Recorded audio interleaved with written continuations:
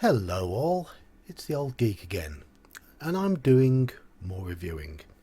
Before I start, if my voice seems a little bit quieter, it's because my daughter's in the next room revising for her exams, so I'm having to keep the volume down.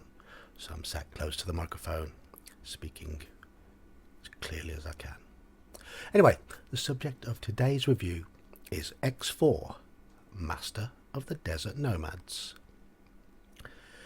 This was the second adventure I ever owned, and the first that I bought separately, as I'd got X1 with my box set. So once again I'm battling with those rose-tinted glasses. Written by David Cook, X4 was published in 1983, the first in a two-part series of adventures along with X5, the Temple of Death. It was designed for the expert D&D rules, hence the X designation, and was intended for characters of levels 6 through to 9. It was presented in typical fashion, a 32-page booklet with maps on the inside of the cardboard cover. If you excuse the horrible grey background of that cover, the presentation of this module is rather pleasing. The cover art by Harry Quinn is dramatic and exciting, though the internal art is consistently better.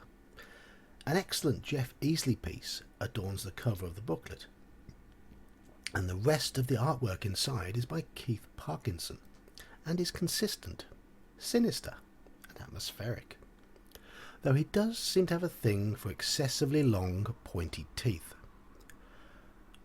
I do particularly like the images of the 5 new monsters.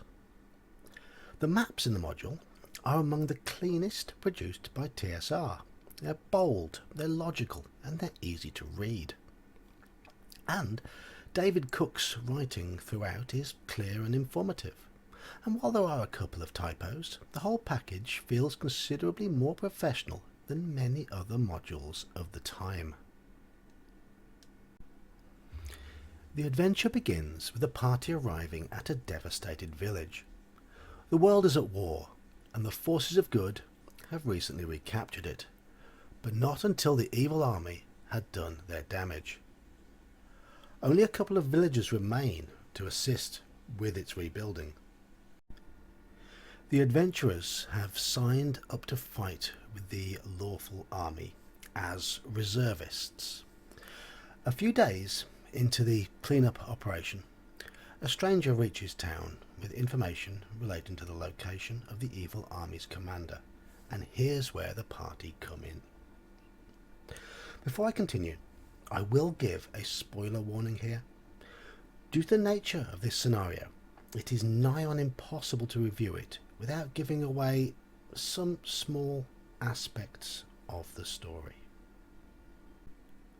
X4 deals with the party's journey across the desert to reach the Great Pass, while the sequel module X5 focuses on the Great Pass itself, then the lands on the other side, culminating with the temple mentioned in the title, where they will finally confront the Master, mentioned in the title of X4.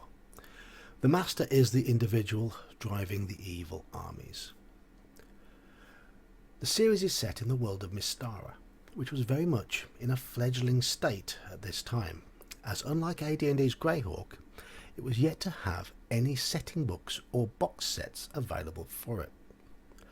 Only the terrain and a few key locations are marked on the main region map. Notably, those are the starting village, the Great Pass, and the route taken by a caravan. The DM is provided with a series of encounters to use at suitable times on the journey, and these are intended to be played in sequence. So yes, this adventure is at least partially on rails. The journey portion of the module is strictly event-based rather than location-based. Thankfully, it handles this a lot better than many other modules that adopted this recipe, with the exception of one notable encounter. Most of the situations are challenging, requiring thought, diplomacy and planning in order to succeed, and they do avoid overly plotting the outcomes. While the order of events doesn't allow for much in the way of freedom, at least there is freedom within those events themselves. Apart from one. A swamp entity called the Malakaz. This could have been great, atmospheric, disturbing, but instead it is frustrating, potentially adventure-breaking, as the solution is far too restrictive in nature. It's one horribly clumsy encounter in amongst a number of decent ones. The rest of the encounters along the way do make up for that clumsy one though, and manage to evoke a genuinely epic feel, dealing with zealous, highly intolerant but utterly lawful dervishes, defending against a massive attack by bandits, investigating a buried temple, and infiltrating a section of the Master's army. These all flow rather nicely and test a wide variety of the player's skills, as they should, with a module intended for characters of these levels. While these encounters are entertaining, they are not perfect by any means, and some moments can feel a little heavy-handed. The introduction, for example, has Tracy Hickman overtones to it. The creature involved in the very first encounter drains its target's wisdom, but its target's wisdom is not listed.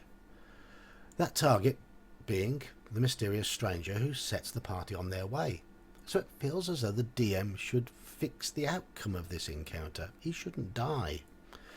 The cover piece shows a great rolling Juggernaut, and it's disappointing to see that these are underused in the module itself. But these are minor gripes, certainly not on the level of the Malakaz encounter.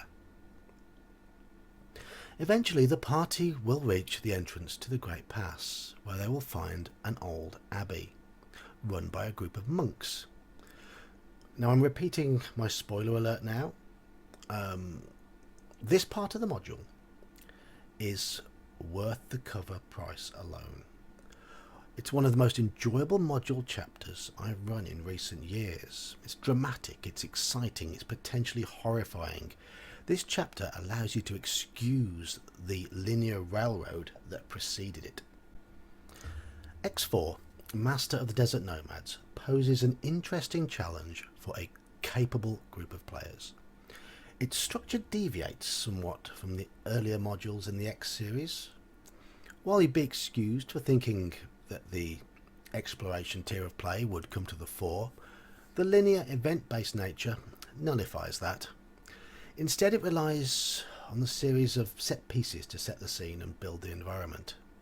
And while that made great with many old school DMs, I actually found it very enjoyable and simple to run, as it is very episodic, so as a DM I could focus on the upcoming encounter in more detail.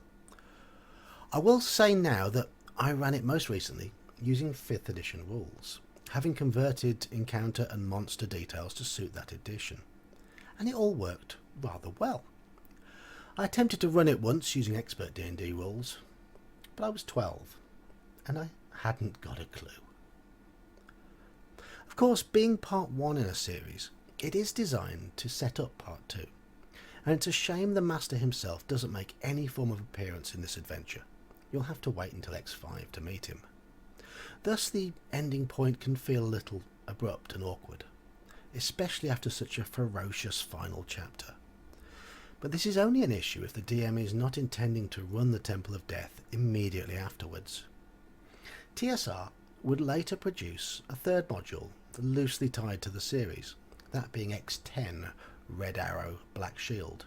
It wasn't a direct sequel per se, but more of an extension of the overall plot arc. Sadly, I've not got that one. So, while it does have some very obvious and clumsy flaws, X4, Master of the Desert Nomads, manages to shrug them off to provide a highly entertaining and meaty adventure with a true epic feel to it. Okay, it would have been more satisfying if it didn't hold the party on such a tight leash and take them through everything in a linear fashion, but I can understand that this was an attempt to bring a world-changing feel to an adventure in the basic and expert D&D line, which up until now had been very different in terms of both style and tone. I will give this module 7 out of 10. It's a railroad, but the journey is far from dull. I do wonder if this series will get the Goodman Games treatment, like B4 and X1 and X2 have, as the set pieces and the episodic style work really well with 5th edition, and there's masses of scope in the framework of the 2 adventures for extra development. Well, that concludes another review. Till next time, see ya!